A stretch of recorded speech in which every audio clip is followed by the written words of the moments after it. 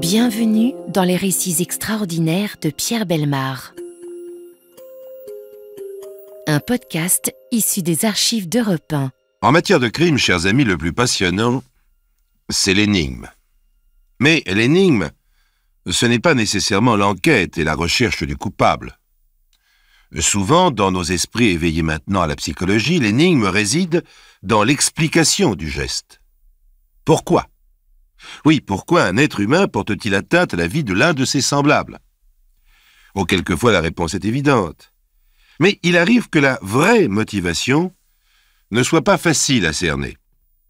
Mais si aujourd'hui je vous proposais de découvrir un meurtrier dont la motivation vraie n'a jamais été découverte, vous comprendrez alors le titre donné à ce dossier par Gregory Frank. Pourquoi ? Oui, pourquoi ?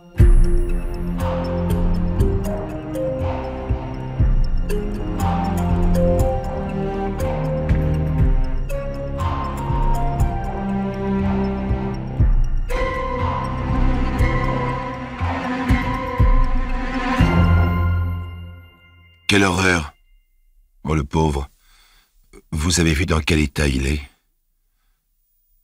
Dans quel état elle est, vous voulez dire? C'était une femme. 13 avril 1946. 8 heures du matin. Nous sommes aux environs de Brême, en Allemagne. On vient de découvrir dans les marécages un corps dans un tel état de décomposition que toute identification est impossible. Sur le corps, quelques lambeaux de vêtements, plus un morceau de ce qui a dû être un sac de jute. Le médecin local, qui n'est pas légiste, suppose que la victime est une femme, ou plutôt, vu la minceur du squelette, d'une jeune fille. Mais aucune disparition n'étant signalée dans la région, l'enquête va piétiner dès le départ. Pour vous expliquer cela, il faut que je vous situe l'atmosphère, le contexte dans lequel se déroule cette tragique découverte. 1946, l'Allemagne est épuisée par la guerre. Les camps d'internement nazis ont été ouverts. Du jour au lendemain, en sont sortis bien sûr les innocentes victimes des bourreaux du Reich, mais aussi pêle-mêle tout ce que le pays pouvait compter de criminels aguerris, professionnels du vol, du vice, de la drogue et du meurtre. Bien malins qui pourraient les distinguer dans la foule anonyme des prisonniers. Une fois libérés, vite reconstitués en bande, ils pillent, tuent, incendient et terrorisent une population tremblante. Et la police au milieu de tout cela ? Désorganisée, trop faible en effectifs, noyautée par des éléments louches et malhonnêtes, la police baisse les bras devant les centaines d'affaires qu'il faudrait mener de front. Voilà donc dans quelle atmosphère confuse on trouve le 13 mai 1946 dans les marais un cadavre de femme. Du moins, le croit-on au départ. Car en définitive, les recherches effectuées amènent les enquêteurs au domicile d'une certaine Madame Ferber de Brême. Le jeune fils de cette dame, Wolfgang, est parti le 20 octobre 1946, voilà donc 6 mois, faire une promenade avec des camarades d'école. Les enfants se sont séparés pour ramasser du bois, et Wolfgang Ferber n'est jamais rentré. Jusque-là, Madame Ferber s'est refusée à croire au pire. Mais après la pénible confrontation avec les restes méconnaissables retirés du marais, elle est formelle.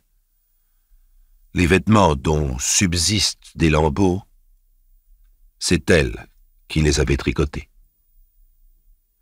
Il faut maintenant une enquête. Elle dure théoriquement 15 mois. Aucune alouette ne tombant toute rôtie dans le dossier, on expédie celui-ci dans les limbes administratives sur l'étagère déjà copieusement garnie des informations contre X. X ne se décidant pas à revendiquer lui-même son arrestation, le dossier Ferber est déjà oublié, lorsque le 25 juin 1947, 1 an et 8 mois plus tard, la police judiciaire de Brême publie un avis de disparition. À 7 heures du matin, Ernest Wunsch, écolier de 12 ans, a quitté sa maison et il n'est pas rentré. Voyons, Madame Wunsch, votre fils vous a certainement dit ce qu'il comptait faire de sa journée. Un instant, la maman cesse de se mordre les lèvres et de trembler comme une feuille. Oui, monsieur le policier. Même que j'étais pas d'accord, mais j'ai fini par céder pour avoir la paix. Où allait-il, madame? Au ravitaillement. Enfin, il allait faire une tournée de ravitaillement. Bien. Et pourquoi n'étiez-vous pas d'accord? Ben, le petit est parti ce matin avec ce type à bicyclette, le type des chantiers industriels. Il y a 3 ou 4 jours déjà, il m'avait demandé pareil, d'aller faire une tournée de ravitaillement avec lui. Mais moi j'ai refusé, après tout je le connais pas cet homme-là. Et puis le petit est revenu à la charge, alors j'ai fini par dire oui. Vous savez, c'est pas très gai de rester toute la journée dans une pièce pour un gamin. Ça lui fera prendre l'air, je me suis dit. Et puis, un peu de ravitaillement en plus, par les temps qui courent, je me suis dit... Enfin, vous comprenez? Oui, je comprends. D'autant plus que ça ne coûtait rien. Comment cela, rien? Ben oui. J'ai dit au petit d'emporter un peu d'argent pour le ravitaillement, pas. Il m'a répondu que le type lui avait dit qu'il n'aurait pas besoin d'argent ni même de casse-croûte.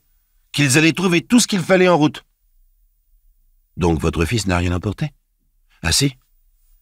Il a emporté une pelle. Quelle pelle? Pourquoi une pelle? Ben, le type avait dit qu'il aurait besoin d'une pelle plate. Nous, on n'en a pas de pelle plate. Alors le gamin, il a emporté la pelle qui lui servait à jouer au sable dans le temps. Oh, elle est cassée d'ailleurs. Mais enfin, ça ne tient pas debout, cette histoire. Et l'homme en question, Madame Wunsch, vous sauriez vaguement le décrire, cet homme? Vaguement? Mais je peux même vous le montrer. Quoi? Ben oui. Voyant que le petit rentrait pas, je suis allé voir le type sur son chantier ce soir. Et si seulement maintenant vous me dites tout ça? Ben, vous ne m'aviez pas demandé. Bon, madame, racontez. Ben, je l'ai trouvé sur son chantier, je lui ai demandé où était mon fils. Il m'a dit qu'il n'avait pas vu. Ben, je lui ai dit que si, j'avais bien reconnu sa silhouette sur le vélo ce matin au bout de la rue. Il m'a répondu que je devais confondre que c'était pas lui, qu'il était désolé. Puis il a tourné les talons. Le commissaire s'éponge le front. Interroger un innocent est quelquefois aussi difficile que faire parler un coupable.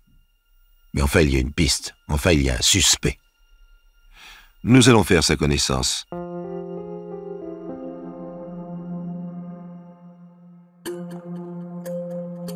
Les récits extraordinaires de Pierre Bellemare, un podcast Europe 1. Nom Werner, prénom Baudot, né en 1910 à Sarrebruck. La machine à écrire, rescapée de la guerre, crépite sous les doigts d'un inspecteur stagiaire. Dès que Madame Wunsch, la maman du jeune disparu, a fini de livrer enfin les éléments primordiaux qu'elle détient, les policiers se ruent sur la piste du suspect numéro 1. Une courte piste d'ailleurs, puisque l'homme quittant son chantier est rentré tranquillement chez lui et manifestement ne comprend pas du tout ce que lui veulent tous ces gens. Nom Werner, prénom Baudot, né en 1910 à Sarrebruck. Un homme de 37 ans, sans signe particulier. Un homme troublé par cette intrusion des policiers dans sa vie, mais finalement qui ne le serait pas. Baudot Werner a perdu sa mère à 6 ans. Élevé par une tante, il fit sa communale, puis eut la chance de pouvoir suivre une école supérieure pendant 6 ans. À sa sortie, c'est la crise économique. Il voulait être maître d'école, il n'y a pas de poste. Alors Baudot Werner s'engage comme mousse et navigue. 1939, Baudot Werner est soldat, il combat, et passe à la place la plus facile, sur le front russe. C'est même là que, pris pendant plusieurs heures sous un éboulement, il échappe de peu à la mort. À peine sorti de l'hôpital, il reçoit sa nouvelle affectation, le front africain. On ne peut pas dire que la chance soit avec lui. Il trouve pourtant le temps auparavant de rencontrer une jeune fille qui lui donne en son absence un fils. Honnête homme, Baudot Werner décide de l'épouser. La distance ne l'effraie pas depuis le front, il se marie par procuration et reconnaît son enfant. À la fin de la guerre, il rejoint sa famille. Il accepte n'importe quel emploi pour nourrir les siens. Présentement, il est employé par les chemins de fer à la voirie. Des antécédents judiciaires? Pas le moindre. La boisson, les femmes, alors? Non, jamais. En somme, plutôt un bon Allemand sans histoire, ce Baudot Werner. Monsieur Werner, êtes-vous, oui ou non, allé faire une tournée de ravitaillement en compagnie du jeune Ernest Wunsch? Je suis effectivement allé au ravitaillement, mais je vous le répète, sans le jeune garçon. J'étais seul, je vous assure. Mais enfin, vous avez bien rencontré le gamin. Mais absolument pas, ni rencontré, ni vu. Pas même le matin au bout de la rue. Mais non! Sa mère m'a déjà dit tout cela, elle se trompe, c'est tout. Enfin, vous le connaissez pourtant. Oui? Ça, je dis pas le contraire. Il venait souvent sur le chantier, toujours prêt à rendre service. Il m'avait raconté que chez lui, ça n'était pas drôle. Famille nombreuse, la mère toujours seule, un logement trop petit. Alors moi, souvent, comme on nous distribue du pain blanc pour le repas de midi, je lui donnais à ce gosse. Ça lui faisait sûrement meilleur profit qu'à moi. Si je comprends bien, monsieur Werner, vous aimez les enfants. Oh, écoutez, commissaire, jouons pas à cache-cache, hein. Vous m'interrogez suite à la déclaration de la mère, et vous pensez que j'ai quelque chose à voir dans la disparition de ce pauvre gosse. Alors soyons clairs. Primo, je vous rappelle que je voulais être maître d'école. Secondo, avant la guerre, j'étais steward sur des paquebots, et c'est moi que l'on avait chargé de veiller sur les enfants pendant les traversées. Et tertio, au cas où vous l'auriez oublié, je suis moi-même père de famille. Alors si on m'a vu, pendant les jours précédents, parler avec le petit, et même partager mon pain, c'est parce que j'aime, oui, parce que j'ai toujours aimé les gosses. Un point, c'est tout. Affirmation plutôt convaincante. Mais vu que Bodo Werner est le seul suspect, on ne va pas le lâcher comme ça. Madame Werner, le 25 juin, votre mari prétend être allé au ravitaillement. A-t-il rapporté quelque chose? Oui. Il a rapporté 3 œufs et 125 grammes de lard. Rien à tirer non plus du côté de la dame. Monsieur Werner, en quoi cela consiste-t-il, une tournée de ravitaillement? Eh bien, on part, on emporte un peu d'argent, et puis surtout tout ce qu'on possède et qui peut s'échanger. Enfin, s'échanger contre de la nourriture. Et puis on sonne chez les gens. Donc on a dû vous voir chez ces gens-là. Seriez-vous à même, monsieur Werner, de refaire en notre compagnie cette tournée du 25 juin? Mais absolument, monsieur le commissaire. Quand vous voudrez. Impressionnante assurance. Si Bodo Werner se sent aussi sûr de lui, c'est qu'il l'a vraiment faite, sa tournée de ravitaillement. Seulement, là, les choses commencent à tourner un peu différemment. À savoir que lors de la reconstitution de ce parcours, sa mémoire semble lui faire soudain défaut. Attendez, cette rue-là. Non, c'est la rue voisine plutôt. Oui, c'est ça, c'est la rue voisine. À moins que... Ah non, je dis une bêtise. Non, c'était la première rue. Tiens, je reconnais la maison, là. Oui, je suis entré là. Hélas pour lui, le propriétaire de la maison en question ne le reconnaît pas du tout. Mais si, insiste Werner, mais si, rappelez-vous, le 25 juin, vous m'avez ouvert, même que je vous ai proposé un lot d'ampoule électrique, hein, vous vous rappelez bien, contre de la nourriture. Vous m'avez vu, n'est-ce pas? Enfin, dites-le à ces messieurs de la police que vous m'avez vu. Je suis désolé, mais je n'ai pas le souvenir de vous avoir vu. Non, messieurs, le visage de cet homme ne me dit rien. Je suis désolé, monsieur, vous devez vous tromper. Ah, pour se tromper, Bodo Werner se trompe sûrement beaucoup. Pas une seule personne pour confirmer son alibi, pas une seule maison où on l'ait vu le 25. Et en définitive, lui-même a tellement perdu la mémoire qu'il est impossible de reconstituer son prétendu parcours de ravitaillement. Et puis c'est le déclic, l'engrenage qui se débloque d'un coup. Madame Werner, la femme du suspect, retrouve, elle, la mémoire au moment où son mari la perd. Devant les policiers qui continuent à l'interroger, elle se souvient brusquement que ce n'est pas 125 grammes de lard et 3 œufs que son mari a rapporté ce jour-là. Ah non, je me rappelle maintenant. C'est de la viande qu'il a rapporté. De la viande, madame Werner. Quelle sorte de viande? Oh, il y en avait pour 3 livres peut-être. Oui, enfin 3 livres si on compte le foie avec. Ça devait être de la viande de porc. Oh, il a dû trouver ça à la sauvette dans un pré parce qu'il y avait de l'herbe collée dessus. Enfin, c'était toujours bon à prendre, pas vrai? Alors je l'ai lavé et, comme c'était un peu nerveux, sûrement trop frais, je l'ai fait en boulettes. C'était pas mauvais. Mais pourquoi vous me demandez tout ça? Pourquoi on lui demande tout ça? Si madame Werner n'a pas encore compris, les policiers, eux, frémissent déjà d'horreur.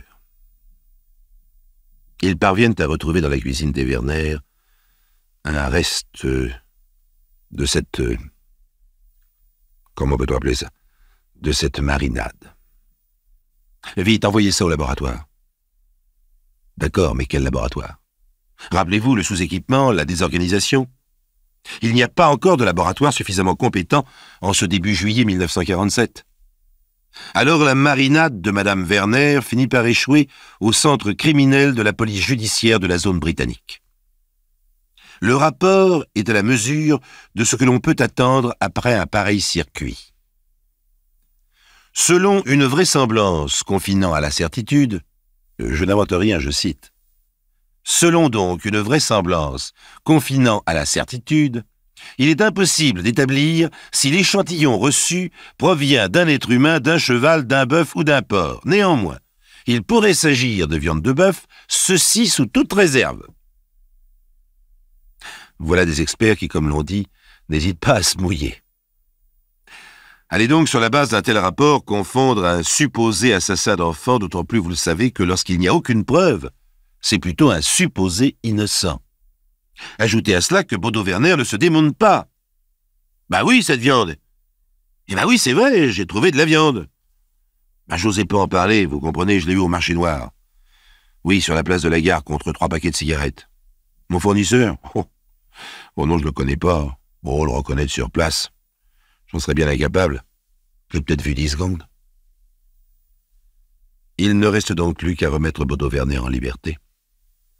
Théoriquement du moins, car il y a un moyen de dernière heure, pas très légal, mais enfin, que l'on me cite une seule police au monde, qu'il n'y ait pas eu recours, et je lui attribue sans discuter la palme d'honneur des dossiers extraordinaires. Je veux parler de la méthode du mouton. On met au courant un co-détenu des présomptions qui pèsent sur Werner, et on lui promet beaucoup d'indulgence s'il arrive à tirer les vers du nez du suspect. Dis donc, Werner, je crois que t'es cuit. Tout à l'heure, dans le bureau où on m'interrogeait, j'ai entendu les flics causer à ton sujet. Ils ont eu les résultats de l'analyse, le labo est formel. C'est de la chair humaine. Bodo Werner ouvre de grands yeux, puis s'effondre dans un coin de la cellule, la tête entre les mains. Malheur de malheur. Ma femme a tressé elle-même la corde pour me pendre. Et il fait en confidence à son compagnon un récit épouvantable. Le mouton rapporte la chose au policier, et Werner est confronté alors à ses déclarations. Nous sommes le 4 juillet 1947, ce sont les aveux officiels. J'ai emmené le petit Ernest Wunsch en tournée de ravitaillement. Nous sommes arrêtés devant un petit bois. J'ai sorti un marteau américain dont un côté forme H. J'ai frappé plusieurs fois la tête. L'enfant s'est écroulé. Je me disposais à l'enterrer sur place, mais le sol était trop dur. Pour l'enfouir plus facilement, je commençais à le dépecer lorsque j'entendis arriver un homme avec son chien. Je cachai le cadavre sous les buissons et m'enfuis précipitamment en emportant les morceaux du corps que j'avais déjà détachés. Je n'avais pas l'intention de les manger, mais je suis passé chez moi en l'absence de ma femme. Je décidai d'aller chez le coiffeur et j'oubliai mon paquet. À son retour, ma femme l'a trouvé et commençait à le cuisiner. Je n'ai rien osé dire. On retrouve effectivement le cadavre ou ce qu'il en reste à l'endroit indiqué. Bodo Werner est présent, il n'a pas un frémissement. Ayant obtenu ses aveux, on réveille alors une affaire plus ancienne, le meurtre du jeune Wolfgang Ferber, non encore élucidé. Ah non! Non, de cela je suis innocent. Je suis prêt, je désire même expier mon crime, mais je n'ai pas tué l'autre écolier. À quoi servirait d'ailleurs de le cacher au point où j'en suis? C'est logique au fond. Et pourtant, des témoins affirment avoir vu Wolfgang Ferber, le premier écolier assassiné, en compagnie d'un homme qui ressemble à Bodo Werner. Pourtant, la logeuse de Werner se rappelle que de sa cave a disparu à l'époque du crime un grand sac de jute tressé, et ce sont des débris de ce tissu que l'on a retrouvés autour du corps dans le marais. Alors, Bodo Werner avoue ce second crime, 3 ans après l'avoir commis. Le jeune garçon ramassait du bois. Il s'était éloigné de ses camarades, je passais par là. Je l'ai frappé à la tête avec une bûche. J'ai recouvert le corps avec des branchages. Rentré chez moi, j'ai réfléchi qu'il était trop facile à découvrir. Je suis revenu le lendemain avec un sac et je l'ai transporté dans le marais. Voilà. On savait qui était l'assassin. On sait maintenant comment il a tué. Mais pourquoi? Oui. Pourquoi? Excellent mari, père de famille irréprochable. Il n'a avoué aucun motif. Oh, bien sûr, il s'est déclaré pris d'un irrésistible besoin de tuer. Mais c'est un symptôme, un état, pas un mobile. Bien sûr, il a mangé, et sa famille avec lui, la chair de l'une de ses victimes. Mais c'est un hasard, un concours de circonstances. Bien sûr, il s'agit de 2 jeunes garçons. Mais les médecins sont formels. Les victimes n'ont été l'objet d'aucune agression ou manœuvre de type sexuel ou sadique. Bien sûr, Werner avait été pris étant soldat sous un éboulement, mais après de nombreux séjours et examens en asile psychiatrique, il a été reconnu sain d'esprit. D'ailleurs, le 12 avril 1949, la cour d'assises de Brême le condamne à la prison à vie pour meurtre avec préméditation, donc il n'était pas fou. Mais ni la cour, ni les médecins, ni le jury, ni les avocats, ni surtout l'assassin n'ont pu répondre à cette question toute simple. Pourquoi? Oui. Pourquoi?